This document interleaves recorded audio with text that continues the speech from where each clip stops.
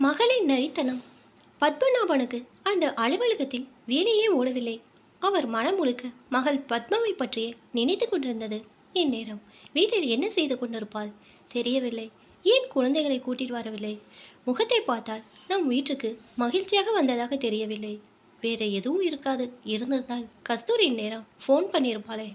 மனம் அலைப்பாய செயல்களோ அலுவலக கோப்புகளை புரட்டி கொண்டிருந்தது. பத்மநாபனுக்கு ஒரு பையன், ஒரு பெண். பெண்ணுக்கு பத்மா என்று பெயர் வைத்து படிக்க வைத்து நல்ல இடத்தில் திருமணம் செய்து கொடுத்து விட்டார்.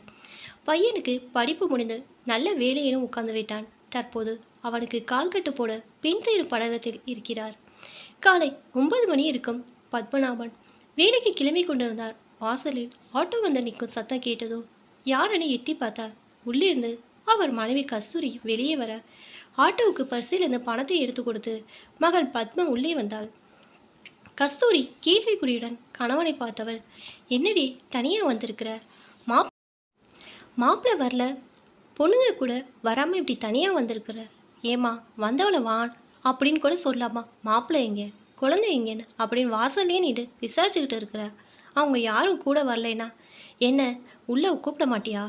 கேட்டவளை கோச்சுக்காதடி என்று மகள் கையில் இருந்த கைப்பையை வாங்கி கொண்டு உள்ளே சென்றாள் கஸ்தூரி. வாமா. ஒற்றை வார்த்தையில் மகளை வரவேற்றவர். அலுவலகத்தில் நேரமாகிவிட்டதால் மாலை வந்து மகளை விசாரித்து கொள்ளலாம் என்று முடிவு செய்து கொண்டு, சரி கஸ்தூரி நீங்கள் பேசிக்கிட்டு இருங்க, நான் சாயங்காலம் வந்துடுறேன் சொல்லிக்கிட்டே வீட்டை விட்டு வெளியேறினார். மனம் மட்டும் மகள் எதுக்கு வந்திருக்கிறாள்? அதுவும் அவள் இருப்பது நாகர்கோவிலில். இரவு முழுக்க பிரயாணம் பண்ணியிருந்தால்தான் காலையில் இங்கு வந்திருக்க முடியும். அப்படி என்ன அவசரம்? ஃபோன் கூட பண்ணாமல் வந்திருக்கிறாள். ஒருவேளை கணவனிடம் சண்டை போட்டு வந்திருப்பாளா? சேச்சா, கதிரவன் அப்படிப்பட்டவன் அல்ல. அவனை சிறு வயது முதலே பார்த்து வந்திருக்கிறாள். சகோதரி வகையில் வந்த சம்மந்தம். சகோதரி பல முறை உறுதி கொடுத்த பின்னால் தான் மகளையே கொடுக்க சம்மதித்தார். அதுவும் இல்லாமல் கல்யாணம் ஆகி 7 வருடங்கள் ஆகிவிட்டது. இதற்கு மேல் இவர்களுக்குள் என்ன சண்டை வரப்போகிறது? சற்றென்ன தன்னை உதறி கொண்டவன் என்ன நினைப்புது? ஏன் இப்படி ஆர்ப்பாட்ட பகிர்ந்து கொள்கிறேன்? பேசாமல் அரைநாள் விடுமுறை எடுத்து என்ன ஏது என்று விசாரித்து வந்திருந்தால் எந்த கவலை இருந்திருக்காது. அவரே மனதுக்குள் சிரித்து கொண்டார். எப்படியோ மாலை ஆனதும் விட்டால் போதும் என்று வீட்டுக்கு விரைந்தார். மகள் வாசப்படியிலே நின்று வரவேற்றதை கண்டவுடன் இவருக்கு மனசு சற்று துணுக்குற்றது. இருந்தாலும் முகத்தில் புன்னகை வரவழைத்து கொண்டு, காஃபி சாப்பிட்டியாடா அன்புடன் விசாரித்து கொண்டே உள்ளே நுழைந்தாள்.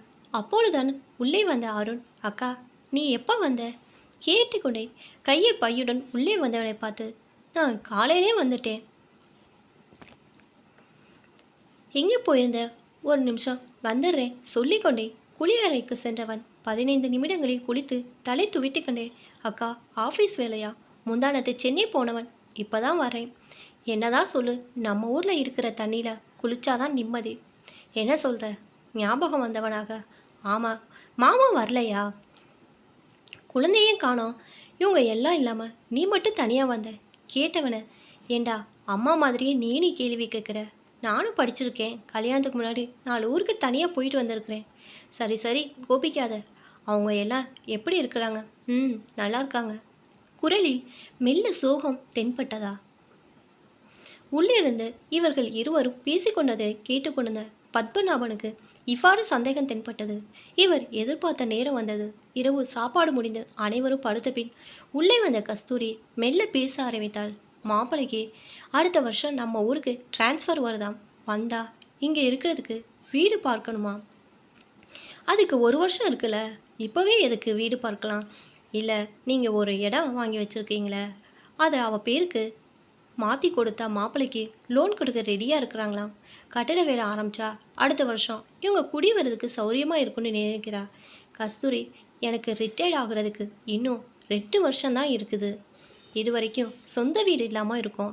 அந்த இடத்துல ரிட்டையர்ட் ஆகி வர பணத்தில் வீடு கட்டி நாம் குடி போனால் அது பின்னாடி அருணுக்கு பிரயோஜனமாக இருக்குன்னு நினச்சிக்கிட்டு இருக்கேன்.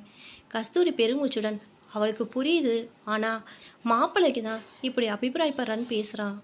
இவளை இப்போ அனுப்பிச்சி வச்சதை கூட மாப்பிள்ளை தானா? இவருக்கு கதிரவன் மேல் இருந்த மரியாதை சற்று குறைய ஆரம்பித்தது.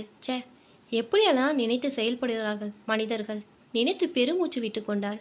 சரி, ஏற்பாடு பண்ணிடலாம் சொல்லிவிட்டு ஆயாசமாய் கண்ணை மூடியவர் மனதில் எதிர்காலம் பயம் வந்து உட்கார்ந்தது.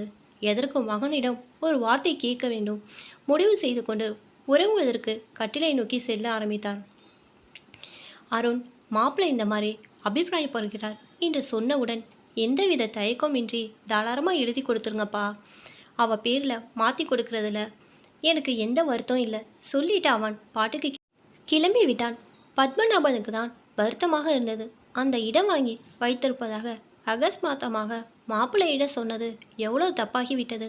மனதுக்குள் புலம்பியவர் சற்று வெளியே நிற்போம் என்று வாசல் வெளியே வந்தவர் சற்று தள்ளி தன் மகன் யாரோட சத்தமாய் பேசிக்கொண்டிருப்பது காதில் விழுந்தது. நீங்கள் கொஞ்சம் வாயை மூடிக்கிட்டு இருந்தால் போதும். எங்கள் அப்பா கிட்ட நான் அந்த இடத்தை மாற்றி வாங்கிடுவேன். சும்மா உங்கள் மாமனாருக்கு கடைசி காலத்துக்கு வேணும் அப்படின்னு பின்னாத்திக்கிட்டு இருந்தால் எனக்கு கெட்ட கோபம் வரும். உங்கள் வேலையை சீக்கிரம் லோனை வாங்குறது மட்டும்தான். என்ன நான் சொல்கிறது புரியுதா? மகளின் பேச்சை கேட்டுக்கொடுத்த பத்மநாபனுக்கு யாரிட கோளாறு என்பது புரிந்தது. தன் மகளிடமே வைத்துக்கொண்டு மாப்பிள்ளையை தவறாக நினைத்து கொண்டமே என்று நினைத்து கொண்டிருந்த பொழுது அருண் அவன் அருகே வந்து, என்னப்பா அக்கா பேசுனதை கேட்டு மலைச்சு நின்றுட்டீங்களா? எனக்கு நேத்தே மாமா ஃபோன் பண்ணி சொல்லிட்டாரு. அக்கா இந்த திட்டத்தோடு தான் வரா. தயவுசெய்து எனக்கு இதில் விருப்பம் இல்லை, மாமா கிட்ட சொல்லிடுன்னு அப்படின்னாரு. சொல்லிட்டு பெரும் சிரிப்புடன் வெளியே கிளம்பினான். என்ன நடக்குது இங்கே என்று திகைப்புடன் நின்று கொண்டிருந்தார் பத்மநாபன். இப்போ தான் என்னோடய சேனல் ஃபஸ்ட் டைம் பார்க்குறீங்கன்னா சப்ஸ்கிரைப் பண்ணிக்கோங்க. பக்கத்தில் இருக்க பெல் ஐக்கனை ப்ரெஸ் பண்ணிக்கோங்க. அப்போ தான் நான் ஒவ்வொரு தடவை வீடியோ போடும்போதும் உங்களுக்கு நோட்டிஃபிகேஷனில் வரும். தேங்க்ஸ் ஃபார் வாட்சிங்.